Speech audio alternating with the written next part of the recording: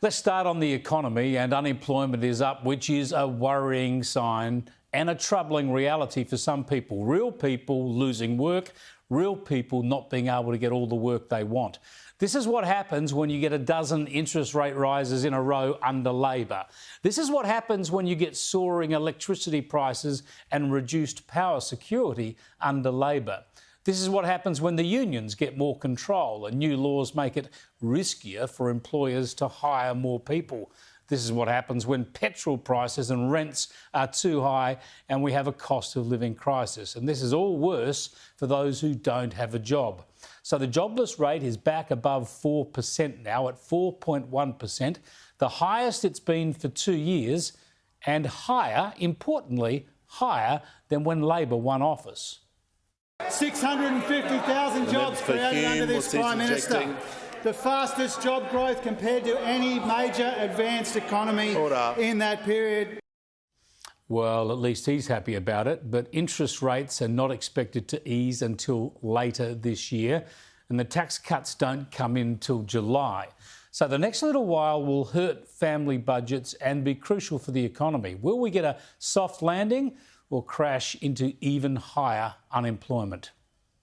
One thing we've learned today is what we all suspected, and that is that Jim Chalmers was working away on his broken promise tax plan long before this plan was announced. In fact, while he and the Prime Minister were promising the Stage 3 tax cuts would not be touched.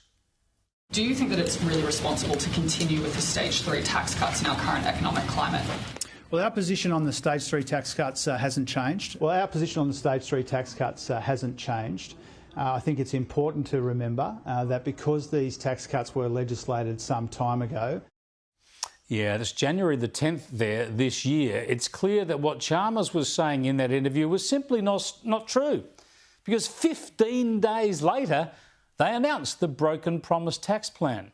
And listen to what he said today.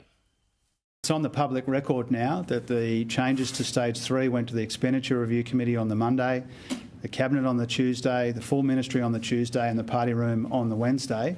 And obviously in the lead up to those decision-making meetings, work needed to be done to frame up the proposal that I was putting before the colleagues for their consideration.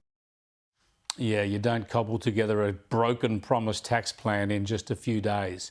Labor should have been upfront about what they were planning. They should have promised to change them at the election. Instead, they promised to keep them while they secretly worked up a plan to change them. Still, they'll now spend $40 million of your money telling all of us how wonderful their broken promise plan is.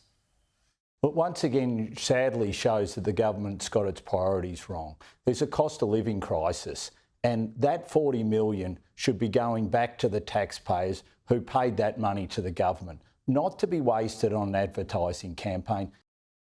Yeah, spot on. I can't wait to see those ads, by the way. They might just be a $40 million reminder telling people that Labor says one thing and does another.